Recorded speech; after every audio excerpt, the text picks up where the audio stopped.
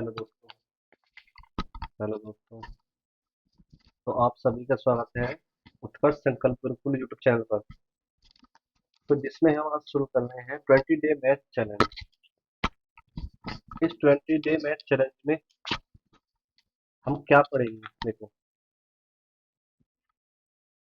मैंने इसमें क्या डिसाइड किया है कि मैं 20 डे में मैथ के जो चैप्टर्स हैं हमारे सारे, उनके जो फॉर्मूले और कॉन्सेप्ट हैं, उन सभी को मैं रिवाइज कराऊंगा। तो जिसका मेरा डे फर्स्ट है, डे वन है मेरा। तो होपफुली मैं आशा करता हूँ कि आपको ये पसंद आएगा। मेरी वॉइस ठीक से आ रही है ना आपको? तो डे वन को शुरू करते हैं। हमारा पहला चैप्टर है रेशियो एंड प्रोपोर्शन। तो शुरू करते हैं। ठीक है। 20 डे मैथ चैलेंज क्या है? देखो, इसमें हमारा लक्ष्य क्या है? 20 दिनों में गणित के सभी महत्वपूर्ण अध्यायों को शून्य से तक कवर करना है। इस दृष्टिकोण का प्रत्येक अध्याय के सभी कॉन्सेप्ट, सूत्र और शॉर्ट ट्रिक्स का गहन अध्ययन। ठीक है। और ये हमारे बारे में बताया गया है, अनुपात और सनुपात। ठीक है, आगे चलते हैं। ये चैप्टर हमारा होता है। तो देखो, अनुपात क्या होता है? अनुपात होता है जैसे कोई संख्या हमारी क्या लिखी है, परिमेय संख्या में लिखी हुई है। ठीक है, यानी बटे में लिखी हुई है, तो क्या है ये? इसको लिखते हैं ए अनुपात बी। ठीक है। अब देखो, ये थोड़ी परिभाषा पढ़ लो। अनुपात तो समान राशियों के बीच तुलनात्मक संबंध को दर्शाता है। ठीक है, राशियां समान होनी चाहिए। यह बताता है कि एक राशि दूसरे की कितनी गुनी है। ठीक है। अब ये क्या बता रहा है कि ये राशि इसकी कितनी गुनी है? जैसे मैं लिख दूं 1:2। अब ये संख्या जो है, और जो ये संख्या है, अब ये रिलेशन बता रही है कि दो संख्या जो है इसकी क्या है, दुगनी है। ठीक है, समझ गए होंगे आप? आगे देखो, मुख्य बिंदु क्या है इसके? इकाइयां समान होनी चाहिए। अनुपात की कोई अपनी इकाई नहीं होती। ठीक है। इस इसे सरलतम रूप में लिखा जाता है। नेक्स्ट चलते हैं। देखो, अनुपात के विभिन्न प्रकार। ये ज्यादा खास नहीं, पर फिर भी देखो। देखो, वर्ग अनुपात क्या होता है? ए स्क्वायर अनुपात बी स्क्वायर, यानी कि 2 का स्क्वायर अनुपात 3 का स्क्वायर। अब क्या होगा ये? 4:9। ऐसे वर्गानुपात। वर्गानुपात क्या है? देखो, जैसे मैंने कहा 25:36। अब इनका वर्गमूल क्या आएगा? बताओ। ठीक है, यानी कि 25 का रूट 5 और 36 का रूट 6। और ट्रिप्लीकेट रेशियो यानी घन अनुपात। अब ये भी इसके समान है, यानी कि ए क्यूब की बी क्यूब, यानी कि 2 का क्यूब और 3 का क्यूब। ठीक है। विलोम अनुपात। विलोम अनुपात क्या होता है? जैसे ए रेशो बी है। ठीक है, इसको उल्टा करके लिख दो, बी रेशो ए। ये यहाँ पे लिख दो। चलते हैं नेक्स्ट स्लाइड पर। अब देखो, जब दो अनुपात परस्पर बराबर हो तो वे समानुपात होते हैं। कैसे होते हैं? देखो, जैसे ए अनुपात बी समानुपात सी अनुपात डी। ठीक है। अभी परस्पर कैसे बराबर होते हैं? देखो, ए बटे बी। रेशियो क्या होता है हमें? ये रेशियो क्या है? ए बटे बी। अभी समानुपात होता है बराबर। बराबर। अभी रेशियो क्या है? सी बटे डी। यही यहाँ पे बता रहे। ठीक है। अब इसका गोल्डन रूल होता है, हमें ये डार्ट निकालना है। कैसे निकालते हैं? देखो, बाहर की बाहर गुणा और अंदर की अंदर गुणा। ठीक है, ये रूल है हमारा। ए इंटू डी और बी इंटू सी। ठीक है, पढ़ते हैं नेक्स्ट वन। देखो, महत्वपूर्ण हमारे सूत्र है ये। इसे पूछा है मध्यानुपाती।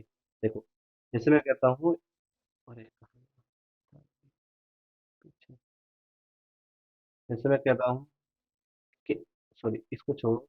मैं कहता हूँ 4 और 9 का मध्यानुपाती क्या होगा? 4 और 9 का मतलब क्या होगा? मुझे पता है कि हमारे पास मध्यानुपात फॉर्मूला क्या होता है, एक्स बराबर रूट ए बी। अभी ए क्या है? 4 है, और बी क्या है? ये 9 है। ठीक है। तो देखो, 4 × 9, अब 4 हमें पता है किसका होता है, 2 वर्ग होता है। 3 किसका होता है, 3 का होता है। तो ये बाहर आ जाएंगे, 2 तिया 6। समझ लेंगे आप इस बात को कि जब भी दो संख्याएं देकर हमसे मध्यानुपाती पूछे तो हमें क्या करना है, उन संख्याओं पर गुणा करके रूट ले लेना है और हमारा वो क्या आ जाएगा, मध्य अनुपाती। अब हमसे पूछा है तथ्य अनुपाती। अब तथ्य अनुपाती क्या होता है, देखो हमने कहा हमें ए और बी का थर्ड प्रोपोर्शन निकालना है। क्या निकालना है, तथ्य समानुपाती निकालना है। तो कैसे निकालें, इसका फॉर्म होता है सी बराबर बी स्क्वायर अपॉन ए। ठीक है। अब जैसे हमें निकालना है, हमें निकाल लो, मान लो कि पांच मतलब 5 ये हो गई और ये हो गया हमारी, इसको पाँच, इसको मान, चलो 5 ही मान लो। इसको इसे छोड़ो, आप मानो इसे, आगे 4 मानो और इसको मानो आप 2 मानो। अब इस 4 और 2 का हमें क्या निकालना, तत्यानुपात निकालना है, तत्यानुपाती। तो 4 हमारी क्या है, 4 हमारी क्या है ए, और ये हमारी क्या है बी। ठीक है, ये ए है और ये बी है। देखो अब अगली बात, हमें निकालना है सी बराबर बी स्क्वायर अपॉन ए। तो बी के हमारे पास दो, तो 2 का स्क्वायर बटे 4। ठीक है, 2 का स्क्वायर 4 बटे 4, 4 से 4 खत्म, एक आ। तो थर्ड प्रोपोर्शन निकालना सीख गया आप। ठीक है, बढ़ते हैं अ, चतुर्थ समानुपाती यानी कि फोर्थ प्रोपोर्शनल पर। तो फोर्थ प्रोपोर्शनल क्या होता है, ये अपने आप में फॉर्मूला होता है। जैसे हमने पढ़ा था कि ए अनुपात बी समानुपात बी, सॉरी, सी अनुपात डी। ये मैं पीछे पढ़ा था, अभी इसी का संक्षिप्त रूप है। कैसे देखो, बाहर की बाहर गुणा करो ए इंटू डी, अंदर की अंदर गुणा करो बी इंटू सी। अब देखो, हमें पता है हमें क्या निकालना है, फोर्थ प्रोपोर्शन, यानी कि हमें ये निकालना है। क्या निकालना है, हमें ये निकालना है। तो ये कैसे निकालेंगे, इसको यहीं पे छोड़ दो, B into C divide by, हमारा क्या आ गया, फोर्थ प्रोपोर्शन। तो बढ़ते हैं हम नेक्स्ट पर। ठीक है, अब देखो ये है, जो हमें दो रेशो दिए जाएंगे, ए रेशो बी 2:3 दे दिया, और बी रेशो सी 4:5 दे दी। देखो इसका बेसिक क्या होता है, आप इधर इधर समझ, कहाँ पे इधर इधर जाओ, इधर देख लो। ए अनुपात बी दिया हुआ है हमें 2:3, और बी अनुपात सी दिया हुआ है 4:5। और इसको कैसे निकालेंगे, यहाँ पे ए बी और सी मान। तो पहले हमें ए और बी दिया 2:3, फिर अब इसको देखो हमें दिया अगला बी अनुपात सी दिया हुआ है 4:5। तो बी अनुपात सी, ठीक है, कोई दिक्कत नहीं। अब देखो ये इसके पास जगह खाली है, तो इसको यहाँ बैठा देंगे। ठीक है, ये 3 बेड। अब इसके पास ये जगह खाली है, तो इसको यहाँ बिठा दो। ठीक है, कोई दिक्कत नहीं। तो 2 चौक 8, 4 तिया 12, 5 तिया 15। अब देखो ये तो होता है बेसिक, मतलब कि हमारा जो, जिससे हम इस रेशियो को निकाल सकते हैं आराम से। और आपको यदि थोड़ा जल्दी करना है तो उसके लिए मेथड क्या दिया, हमें ये दिया हुआ है। अब देखो इसे कैसे करते हैं, ए अनुपात बी बराबर दिया है 2:3, बी अनुपात सी बराबर दिया है 4:5। अब देखो हमें 2 की गुणा इसमें करनी है, 4 में 2 चौक 8, और 3 पीछे 3 की गुणा करनी है 4 में। ठीक, 3 चौक, ये तो आ गया हमारा ए, 2 चौक 8, इसकी मल्टीप्लाई करो इसमें, 3 चौक 12, और इसकी मल्टीप्लाई करो इसमें, 3 पंजे 15। तो आप समझ गए होंगे बात को। पढ़ते हैं नेक्स्ट को। देखो, अब आते हैं हमारे राशि के वजन, डिस्ट्रीब्यूशन ऑफ अमाउंट। अब ये क्या होता है, हमने कोई अमाउंट ले लिया ए, मतलब इसमें 10,000 रुपये को ले लिया। अब मेरे को दो रेशो में बांटना है। क्या बांटना है? ए रेशो बी में बांटना है। तो कैसे बांटेंगे? अब मान लो हमने फर्स्ट पार्ट माना। फर्स्ट पार्ट कैसे निकालेंगे? देखो, टोटल अमाउंट, ठीक है, टोटल अमाउंट ये हो गया। आउट, देखो हमारे पास जो नंबर्स है उनका टोटल सम, टोटल सम। अब जोन सी पार्ट हमें निकालना है, फर्स्ट पार्ट निकालना, ए निकालना है, तो ए के मल्टीप्लाई। अब देखो आप इसको बेसिक मतलब अच्छे से कैसे समझो। मैंने माना कि 500 रुपए हैं, इनको मैंने 5:10, सॉरी 10 में छोड़ो, 2:3 में बांटा। तो दूसरा भाग कितना है? तो मुझे पता है मैंने क्या बांटा, 2:3 में। अब दो, देखो 500 तो ये हो गया, 2 और 3, 5 हो गया। और हमें निकालना है दूसरा पार्ट, तो मल्टीप्लाई बाई 3, हमें सेकंड पार्ट निकालना है। तो 5 से 100 पार, और ये 100 की मल्टीप्लाई 3, ये हो गया 3। तो आप इस मेथड से कुछ निकाल, ये है बेसिक मेथड। क्या है ये? Basic method. अब हम चाहते हैं कि हम कुछ जल्दी करें। तो देखो हमें पता है, हमें 500 रुपए दिए हैं, अब 2:3 में बांटना। अब ये रेशो टोटल कितना है? 5। 5 की वैल्यू कितनी दी हुई है? 500। इनकी ये कितने गुना है? 100 गुना। हमें कौन सा पार्ट पूछा है? Second part. तो 100 × 3, 300। फर्स्ट पार्ट पूछता तो 100 × 2, 200। सीधी बात है, आप इसको देख लो, ये बेसिक, ये क्या है? ये बेसिक मेथड, बट ये भी जरूरी है। ठीक है, बढ़ते हैं हम नेक्स्ट के आगे। अब देखो, जब हमारे पास कोई समीकरण आ जाती है तो हम उसे कैसे सॉल्व करते हैं। उसके चार पार्ट होते हैं। मोस्टली हमारी जो कॉमन है, कंपेंडो और डिविडेंडो, इनका बहुत कम यूज होता है। इन्वर्टेंडो और ऑल्टरनेंडो, इनका यूज हम बहुत कम करते हैं। देखो कंपेंडो क्या होता है, ए रेशो बी, ए बटे बी बराबर सी बटे डी। अब हमें कंपेंडो लगाना है, तो क्या करेंगे, इसका जोड़ इससे कर दो, इसका जोड़ इससे कर दो। ठीक, तो क्या हो गए, ए प्लस बी बटे, क्या है, सॉरी, एक बार इसको जोड़ दो और इसको एक बार हटा दो, ये बताना है।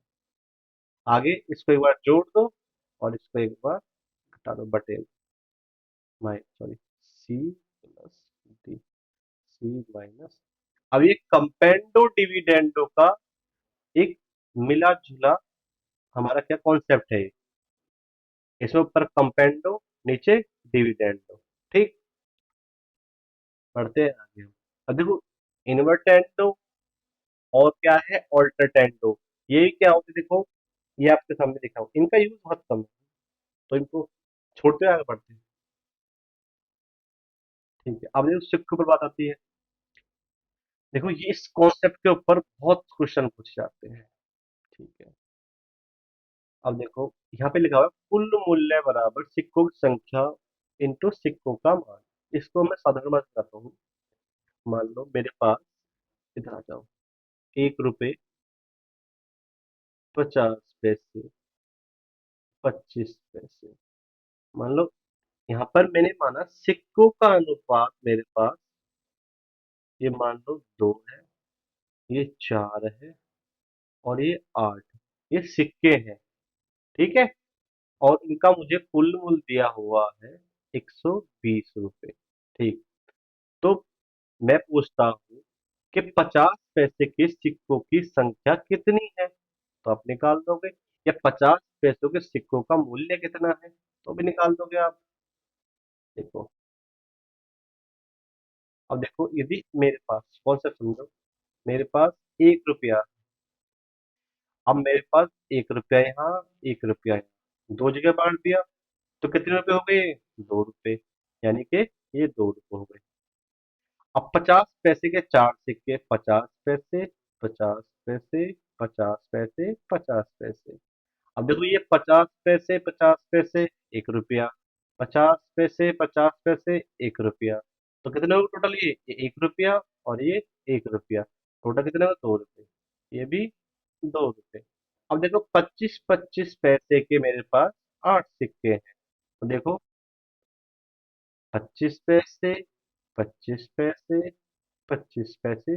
अब मुझे पता है, यदि मैं 2 सिक्के लूंगा तो मेरे पास 50 पैसे बनेंगे, और 2 सिक्के लूंगा तो 50 पैसे, और इन 2 सिक्कों से 1 रुपया। जब मुझे पता चला कि मेरे 25 पैसों के 4 सिक्कों से 1 रुपया बनता है, तो 8 सिक्कों से मेरे पास कितने रुपए हो जाएंगे? 2 रुपए।